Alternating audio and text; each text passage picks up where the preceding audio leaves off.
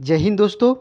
आज हम लोग प्राचीन भारत के इतिहास से संबंधित महत्वपूर्ण प्रश्नों का रिवीजन करेंगे, जो सभी एग्जाम पॉइंट ऑफ व्यू से काफ़ी महत्वपूर्ण प्रश्न होगा। यह तो आप इस वीडियो को अंत तक जरूर देखिएगा और अंत में अपना प्रतिक्रिया और सुझाव भी आप ज़रूर दीजिएगा। चलिए हम क्वेश्चन पे आते हैं। पहला क्वेश्चन है, सबसे पुराना वेद कौन सा है? सबसे पुराना वेद कौन सा है? देखिए, इसका राइट आंसर हो जाएगा ऋग्वेद जो है सबसे पुराना वेद है। आप याद रखिएगा, ऋग्वेद जो है सबसे पुराना वेद है। वेद चार हैं, आपको पता होगा। ऋग्वेद है, ऋग्वेद, दूसरा हो जाएगा आपका सामवेद, तीसरा हो जाएगा आपका यजुर्वेद, और लास्ट हो जाएगा आपका अर्थवेद।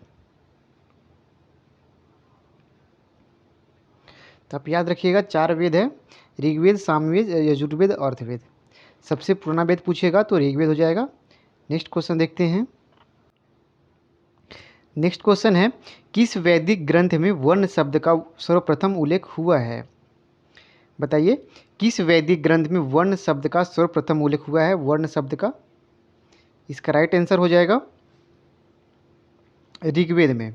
याद रखिएगा, ऋग्वेद में जो है सबसे पहली बार वर्ण शब्द का उल्लेख हुआ है। एक फैक्ट और याद रखिएगा, ऋग्वेद के जो दसवां जो मंडल है, आप याद रखिएगा, 10वां मंडल में जो है सर्वप्रथम जो है शूद्र क्षुद्र शब्द का जो पहली बार जो प्रयोग किया गया था ऋग्वेद के 10वां मंडल में किया गया था। आप इसको याद रखिएगा, पुरुष सूक्त।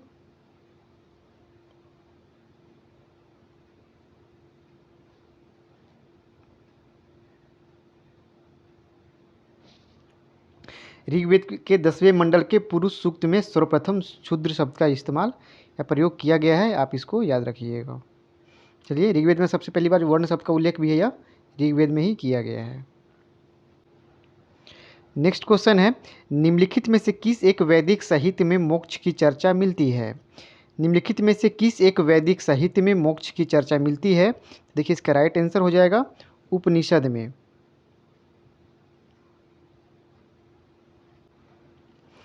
नेक्स्ट है, नचिकेत आख्यान का उल्लेख मिलता है। नचिकेत आख्यान का उल्लेख जो मिलता है वह हो जाएगा इसका राइट आंसर कठोपनिषद में मिलता है नचिकेत आख्यान का उल्लेख। नेक्स्ट क्वेश्चन है, निम्नलिखित में से किसका संकलन ऋग्वेद पर आधारित है? निम्नलिखित में से किसका संकलन ऋग्वेद पर आधारित है? इसका राइट आंसर हो जाएगा सामवेद। सामवेद का जो रचना है यह ऋग्वेद पर आधारित है। आप इसको याद रखिएगा। सामवेद में कुल जो है 1875 ऋचाएँ हैं, जिनमें सामान्यतः एक मत के अनुसार 75, जबकि विद्वानों के अनुसार 99 को छोड़कर जो शेष सभी जो हैं ऋग्वेद से उपलब्ध हुए हैं। इस तरह से याद रखिएगा, सामवेद जो है संकलन जो है इसका ऋग्वेद पर आधारित है। चलिए नेक्स्ट देखते हैं। वैदिक नदी कुंभा का स्थान कहाँ पर निर्धारित होना चाहिए? वैदिक नदी कुंभा का स्थान कहाँ पर निर्धारित होना चाहिए? इसका राइट आंसर हो जाएगा अफगानिस्तान में। नेक्स्ट है, आरंभिक वैदिक साहित्य में सर्वाधिक वर्णित नदी है। आरंभिक वैदिक साहित्य में सर्वाधिक वर्णित नदी है, इसका राइट आंसर हो जाएगा सिंधु। आप याद रखिएगा, सिंधु नदी ऋग्वेद काल में सर्वाधिक महत्वपूर्ण नदियों में से एक रहा है। इस कारण इसका जो है उल्लेख ऋग्वेद में सर्वाधिक हुआ है।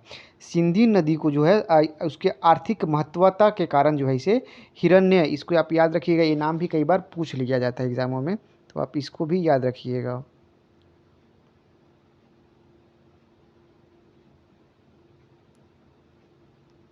हिरण्य भी इसको कहा जाता है। आप याद रखिएगा इसकी आर्थिक महत्वता को देखते हुए। नेक्स्ट क्वेश्चन देखते हैं। निम्नलिखित वैदिक देवताओं में से उनका पुरोहित माना जाता है। निम्नलिखित वैदिक देवताओं में से उनका पुरोहित माना जाता है। इसका राइट आंसर हो जाएगा बृहस्पति। बृहस्पति को उनका पुरोहित माना जाता है वैदिक देवताओं में। ऋग्वेद काल में जनता निम्न में से मुख्यतः किसमें विश्वास करती थी? ऋग्वेद काल में जनता निम्न में से मुख्यतः किसमें विश्वास करती थी? इसका राइट आंसर हो जाएगा बलि एवं कर्मकांड में। जो जनता था इस टाइम मुख्यतः बलि एवं कर्मकांड में विश्वास किया करती थी। नेक्स्ट क्वेश्चन है, काफ़ी इंपॉर्टेंट क्वेश्चन है, सर्वाधिक ऋग वैदिक सूत्र जो है किस देवता को समर्पित है। काफ़ी इंपॉर्टेंट क्वेश्चन, आप इसको लिख लीजिए, VVI है, आप इसका आंसर कीजिए।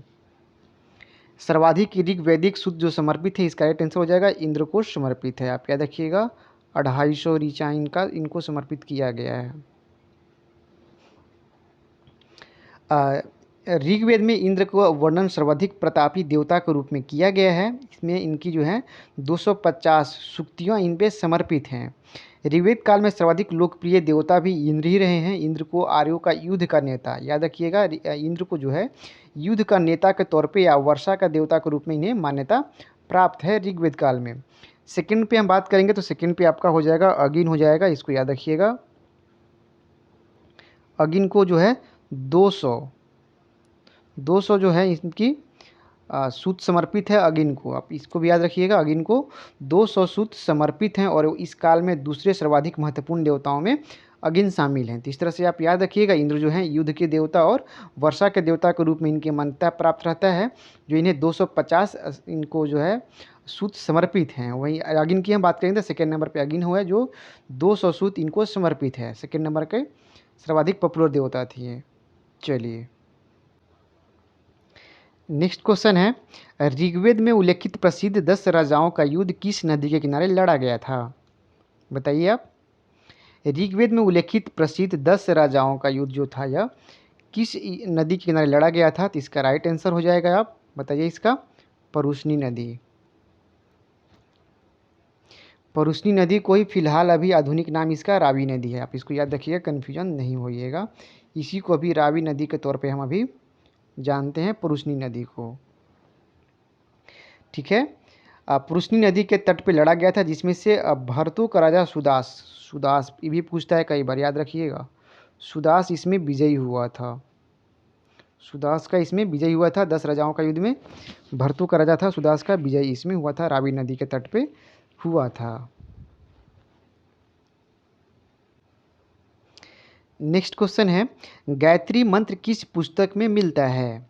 गायत्री मंत्र किस पुस्तक में मिलता है। इसका राइट आंसर हो जाएगा,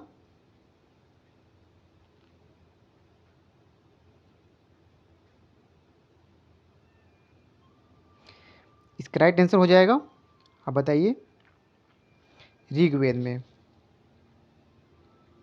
गायत्री मंत्र किस पुस्तक में मिलता है, तो इसका राइट आंसर हो जाएगा ऋग्वेद में मिलता है। आप इसको याद रखिएगा, ऋग्वेद के तृतीय मंडल, इसको आप ये भी याद रखिएगा, तृतीय मंडल में जो है यह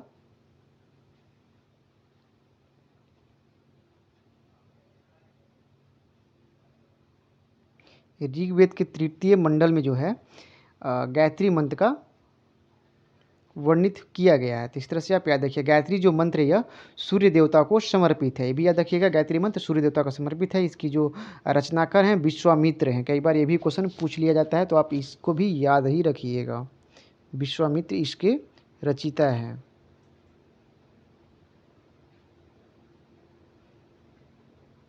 चलिए नेक्स्ट क्वेश्चन देखते हैं हम लोग। महाभारत मूलतः किस रूप में जानी जाती है। महाभारत मूलतः किस रूप में जानी जाती है। इसका राइट आंसर हो जाएगा जय संहिता। नेक्स्ट क्वेश्चन है, सत्यमेव जयते शब्द किस उपनिषद से लिया गया है। सत्यमेव जयते शब्द किस उपनिषद से लिया गया है। तो इसका राइट आंसर हो जाएगा मुंडकोपनिषद।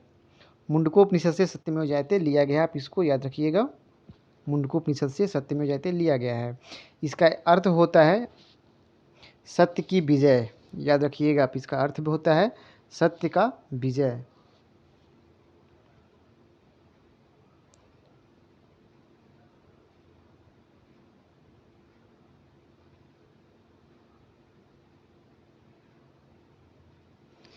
चलिए, यह जो है सत्यमेव जयते जो है यह भारत के राज्य चिन्ह पर भी अंकित है। आप इस चीज़ को भी याद रखिएगा। तो इस तरह से काफ़ी इंपॉर्टेंट प्रश्न बन जाता है एग्जाम दृष्टि से। नेक्स्ट क्वेश्चन है, वैदिक कर्मकांड में होता का संबंध है। वैदिक कर्मकांडों में होता का जो संबंध है यह ऋग्वेद से संबंधित है। ऋग्वेद की जो रचनाएं करते थे, जो पढ़ते थे, उन्हें होता कहकर संबोधित किया जाता था। थैंक यू दोस्तों, thank you so much. Video कैसा लगा ज़रूर बताइएगा। Thank you so much.